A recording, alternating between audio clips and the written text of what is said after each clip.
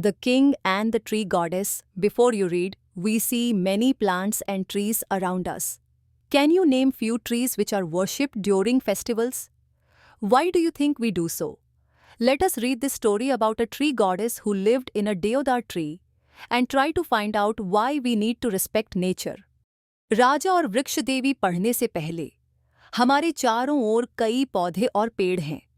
क्या आप कुछ ऐसे पेड़ों के नाम बता सकते हैं जिनकी पूजा त्योहारों के दौरान की जाती है? आपको क्या लगता है कि हम ऐसा क्यों करते हैं? आइए इस कहानी को पढ़ते हैं, एक वृक्ष देवी के बारे में जो एक देवदार के पेड़ में रहती थी, और यह जानने की कोशिश करते हैं कि हमें प्रकृति का सम्मान क्यों करना चाहिए। Once there was a king living in the Himalayan foothills. एक समय की बात है, हिमालय की तलहटी में एक राजा रहता था, who longed to build himself a most beautiful palace. He could not make it majestic without great expense and trouble. जो अपने लिए एक अद्वितीय और सुंदर महल बनाना चाहता था, उसे इसे भव्य बनाने के लिए बहुत खर्च और मेहनत करनी पड़ती। So he decided to build something different. The entire palace was to be supported by one column only, and that column was to be made from the tallest tree in the kingdom. इसलिए उसने कुछ अलग बनाने का निर्णय लिया। पूरे महल को केवल एक ही खंभे पर टिकाना था, और वह खंभा राज्य के सबसे ऊंचे पेड़ से बनाना था। In the Himalayas, there are many tall trees, spruce and pine, oak and deodar, and the tallest and the strongest are the deodars, whose very name, Deodar, means tree of God. Himalaya में कई ऊंचे पेड़ हैं, जैसे कि spruce, देवदार, okay. इनमें सबसे ऊंचे और मजबूत देवदार होते हैं, जिनका नाम ही देवदार है, जिसका अर्थ होता है देवताओं का पेड़। The king sent for his prime minister and said, "Send men to the forest far and near, and tell them to cut down and bring to this city without delay the largest deodar they can find." राजा ने अपने प्रधानमंत्री को बुलाया और कहा, आसपास के जंगलों में आदमियों को भेजो और उन्हें आदेश दो कि सबसे बड़ा देवदार पेड़ काटकर इस नगर में लाएं। But the deodar is a sacred tree, protested his daughter. It is used only for building temples. परंतु देवदार एक पवित्र पेड़ है, उसकी बेटी ने विरोध किया। इसे केवल मंदिर बनाने में ही प्रयोग किया जाता है। The reasons are there for me to have one, said the king. My palace shall be as magnificent as any temple. मेरे लिए इसके उपयोग के कारण हैं, राजा ने कहा। मेरा महल किसी भी मंदिर जितना भव्य होना चाहिए। The prime minister sent out 30 men, but they soon returned, saying that though there were many great deodars in the kingdom, they could not carry or drag them, due to the great distance between the forest and the city. प्रधानमंत्री ने 30 आदमियों को भेजा, लेकिन वे जल्दी ही लौट आए और कहा कि राज्य में कई बड़े देवदार पेड़ हैं, लेकिन जंगल और नगर के बीच की दूरी के कारण वे उन्हें उठा या खींच नहीं सकते। When the king heard this, he called his son and said, "Take your horsemen, and with the help of your horses, bring me one of these trees." जब राजा ने यह सुना, तो उसने अपने बेटे को बुलाया और कहा, अपनी घुड़सवार सेना को ले जाओ और घोड़ों की मदद से मुझे इन पेड़ों में से एक लेकर आओ। The prince rode out with his horsemen but returned after a few days, saying, "No horses could move such a tree an inch. We have tried oxer too, but without any success." राजकुमार घुड़सवारों के साथ निकला, लेकिन कुछ दिनों बाद लौटकर उसने कहा, कोई भी घोड़ा ऐसा पेड़ नहीं हिला सकता। हमने बैल भी आजमाए, लेकिन कोई सफलता नहीं मिली। Well then, try elephants, said the king. Elephants were brought from the plains, but the hills were too steep for them, and the paths were too narrow. So they had to return to the plains. अच्छा तो हाथियों को आजमाओ, राजा ने कहा। हाथियों को मैदान से बुलाया गया, लेकिन पहाड़ों की चढ़ाई उनके लिए बहुत कठिन थी और रास्ते बहुत संकरे थे, अतः उन्हें वापस मैदान में लौटना पड़ा। Very well, said the king angrily. In one of my park you must find me a tree just as big as any in the forest. Bring it to me within 7 days. ठीक है, राजा ने क्रोध में कहा। मेरे park में ऐसा एक पेड़ होना ही चाहिए जो किसी भी जंगल में पाए जाने वाले जितना बड़ा हो, उसे 7 दिनों के भीतर मेरे पास लेकर आओ। After much searching, the king's men found a splendid deodar tree growing not far from the city. It was worshipped by the people of many villages around it, because within it lived a goddess, and it was she who gave to the tree its great strength, size and beauty. काफी खोज के बाद राजा के लोगों ने नगर के पास एक शानदार देवदार का पेड़ पाया। उस पेड़ की पूजा कई गांवों के लोग करते थे, क्योंकि उसमें एक देवी का वास था, और उसी के कारण वह पेड़ इतना मजबूत, विशाल और सुंदर था। When the Prime Minister and his men had decided that the column for the king's palace must be made from this lofty deodar tree, they inside, and to request her that she must leave her abode. Within 7 came with garland, lamps and music to pay their respect to the goddess days it had to be cut to the ground. जब प्रधानमंत्री और उसके लोग यह तय कर चुके कि राजा के महल का खंभा इसी देवदार के पेड़ से बनेगा, तो वे देवी को श्रद्धांजलि देने और निवेदन करने के लिए वहां आए कि वह अपना निवास छोड़ दें। 7 दिनों के भीतर इसे काटना था। They lighted their lamps and placed them in a circle around the tree.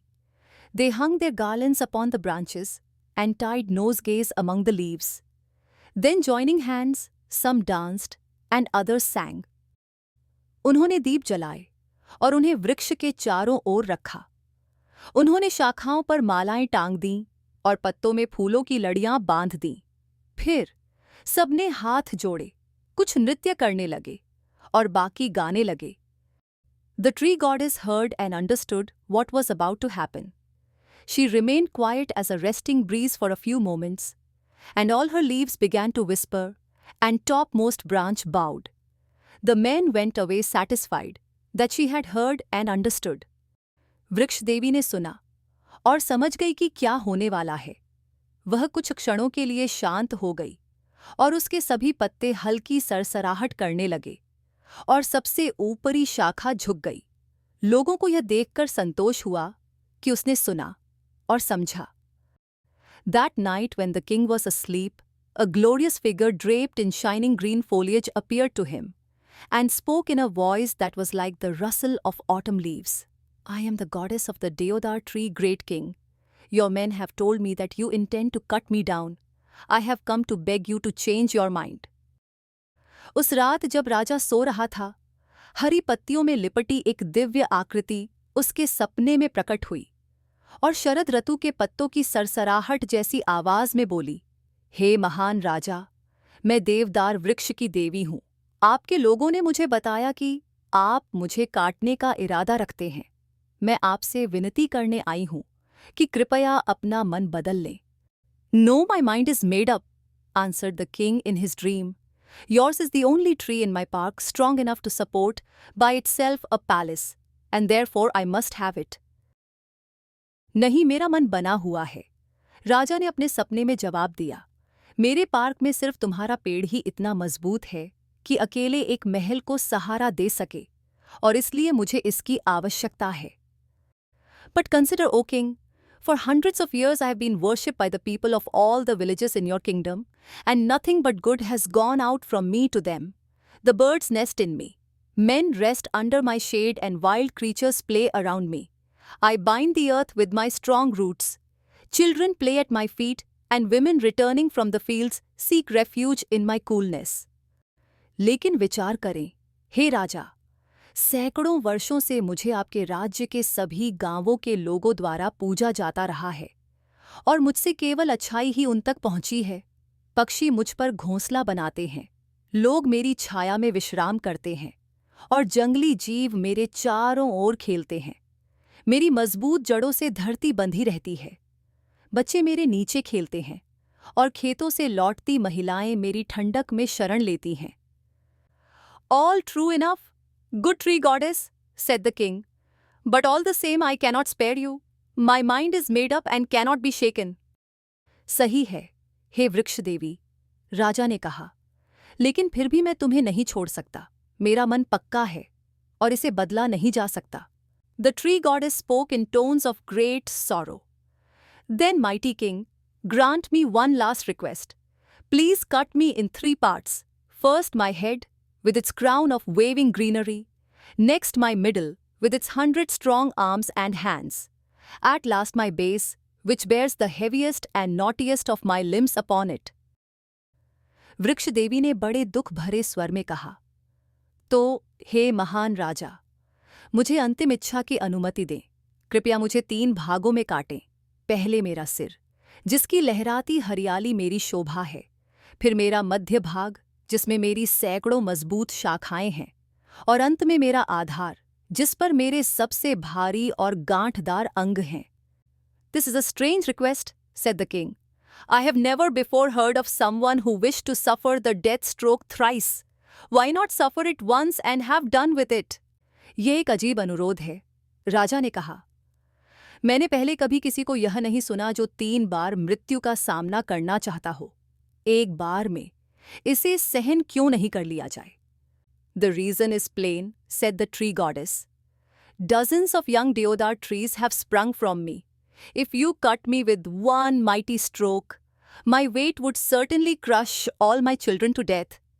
But if I suffer the stroke 3 times and fall in 3 pieces, some of the young ones may escape. Is my prayer granted? कारण स्पष्ट है, वृक्ष देवी ने कहा।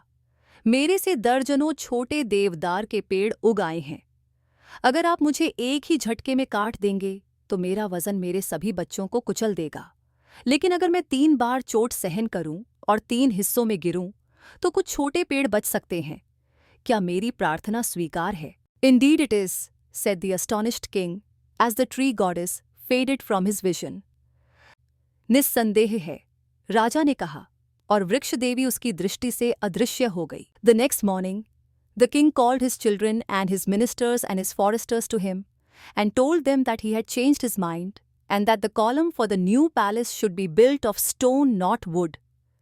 अगली सुबह राजा ने अपने बच्चों, मंत्रियों और वन अधिकारियों को बुलाया और कहा कि उसने अपना इरादा बदल लिया है और नए महल का खंभा लकड़ी का नहीं बल्कि पत्थर का बनेगा। For, said he, within the deodar tree lives a spirit nobler than my own. And he told them of his vision, and they all marveled. क्योंकि उसने कहा, देवदार वृक्ष के भीतर मुझसे अधिक महान आत्मा का निवास है। और उसने उन्हें अपने स्वप्न के बारे में बताया और वे सभी आश्चर्यचकित हुए। And the king built his palace upon a great column of stone, and around its base he created a beautiful park.